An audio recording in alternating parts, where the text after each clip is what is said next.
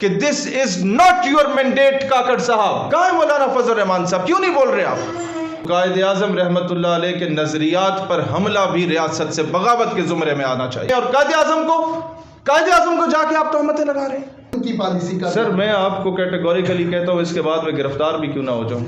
اگر یہ اس کے ماسٹر مائنڈ کا بیان ہے تو بھی میرے جوتے کی نوک پہ، اگر یہ اس کا ذاتی بیان ہے تو بھی میرے جوتے کی نوک پہ، اگر یہ ریاستی پالیسی بناتے جا رہے تو بھی میرے جوتے کی نوک پہ. اسرائیل کو پاکستان کی 24 کروڑ عوام کا بھی تسلیم کرنے کو تیار نہیں ہوگی کہ کوئی بھی خود کو قائد اعظم محمد علی جناح سے بڑا فلسفی نہ گردانے کہ جناح ہاؤس پر اگر حملہ ریاست سے بغاوت ہے اور یقیناً بغاوت ہے تو قائد اعظم رحمت اللہ علیہ کے نظریات پر حملہ بھی ریاست سے بغاوت کے زمرے میں آنا چاہیے.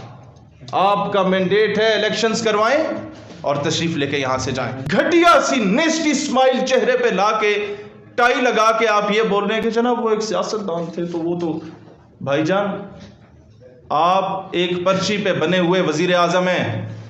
دس is what you are up to. ایک کونسلر کا الیکشن آپ بلوچستان میں زوب سے لے کے پشین تک یا ڈیرہ بگٹی سے لے کے کوئٹہ تک آزاد حیثیت میں کھڑے ہو جائے تو کونسلر بھی نہیں بن سکتے. آپ کو پرچی پہ وزیر اعظم بنایا گیا.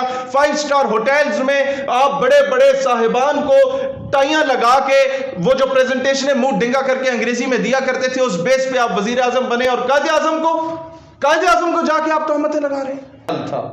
یہ بہت بڑا عہدہ ہے، دنیا کی واحد ایٹمی ریاست کے وزیر اعظم کا ہوتا. لیکن when it comes to محمد علی جناح رحمۃ اللہ علیہ تو Quaid Azam was not only the founder of Pakistan. Quaid Azam ہمارے مرشد ہیں.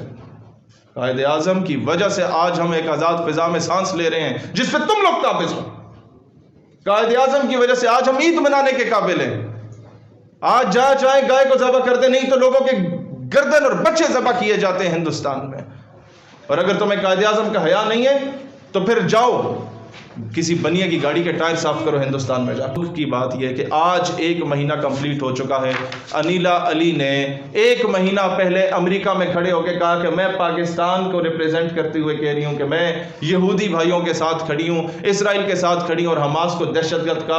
اس جلسے میں یہ اعلان کیے جا رہے تھے کہ آخری فلسطینی بچے کے قتل عام تک جنگ جاری رہے گی. اس جلسے میں انیلا علی نے یہ بات کی. ابھی تک اس کا پاسپورٹ سیز نہیں ہوا، ابھی تک اس کی نیشنلٹی کو کینسل نہیں کیا گیا. یہ کس بات کا پیش خیمہ ثابت ہو رہی ہے؟ جان اچکزئی نے جو بیان دیا کہ پاکستان امریکہ کو دوبارہ فضائی اڈے دے. مجھے بتائیں آپ چاہتے کیا ہیں؟ جان اچکزئی صاحب نے اے پی ایس کے بچوں کے لاشیں اٹھائے تھے. اے پی ایس کی پرنسپل جسے زندہ جلایا گیا تھا اس کے بیٹے نے ہمارے ساتھ یونیورسٹی میں پڑھا تھا. میں اسے آنکھیں نہیں ملا سکتا تھا، اسے دور سے دیکھتا تھا تو میری آنکھوں میں نمی آ جاتی تھی. میں جانتا ہوں، میں نے عادل رؤف اور بریگیڈیئر عبد الرؤف کے جنازے اٹھائے ہیں جنہیں بریڈ لائن اٹیک میں 84 لوگوں کو شہید کیا گیا تھا. اس طرح کے بیانات دے کے تم کیا چاہتے ہو؟ کب تک کیا دوبارہ ہم لوگ اپنے فاٹا کے لوگوں کو جو ہے وہ بیار و مددگار چھوڑیں گے؟ کیا دوبارہ ہم اپنے لیفٹیننٹوں کپتانوں کے اور اپنے سپاہیوں کے جنازے اٹھائیں گے؟ اتنا آسان ہو جاتا ہے. تم نے امریکہ کی خوشنودی حاصل کر لی، کسی اور انداز میں کرو.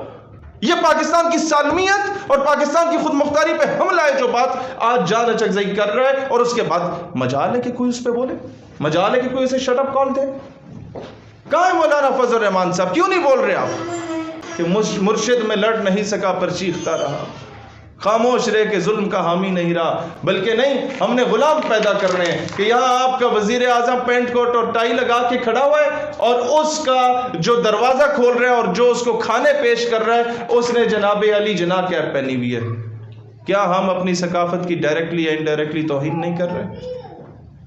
پاکستان نظریاتی پارٹی جب بھی گورنمنٹ میں آئی ہم نے یہ لازم کرا دینا ہے کہ ہمارے جو سرکاری عہدیداران ہیں، بیوروکریٹس ہیں، وہ پاکستان کا قومی لباس پہنیں گے. اور ہمارے شادیوں پہ انشاءاللہ جن لوگوں نے بھی ڈھول بجانا ہوگا ان کو ہم آنر دیں گے، ان کو احترام دیں گے اور پینٹ کوٹ ٹائی پہنائیں گے انشاءاللہ تعالیٰ. کرنے کو بہت کچھ تھا پر طے یہ ہوا تھا ہم سر بکف لوگ بغاوت ہی کریں گے. ہم باغی ہیں، اس نظام کے باغی ہیں، ریاست پر قابض ان قوتوں کے باغی ہیں جن قوتوں نے ہمیشہ اسرائیل کے لیے راہ ہموار کرنے کی کوشش کی.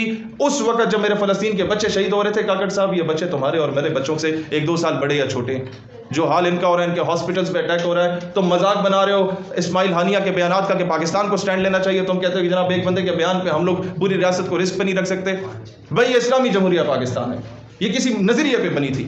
یہ تم لوگوں کے بچے پالنے کے لیے نہیں بنی تھی صرف، تم لوگوں کو ارب پتی بنانے کے لیے نہیں بنی تھی صرف. لہٰذا آپ لوگوں نے تو عوام میں آنا نہیں ہے، آپ عوامی نمائندے نہیں ہیں، آپ سلیکٹڈ لوگ ہیں. آپ انگریزی کی پریزنٹیشنیں دے کے، ڈنگا منہ کر کے، ٹائی لگا کے پریزنٹیشن دے کے لوگوں کو، بڑے بڑے صاحب کو امپریس کر کے وزیر اعظم بننے والے لوگ ہیں. سرینا کوئٹہ میں پریزنٹیشن آپ دیا کرتے تھے.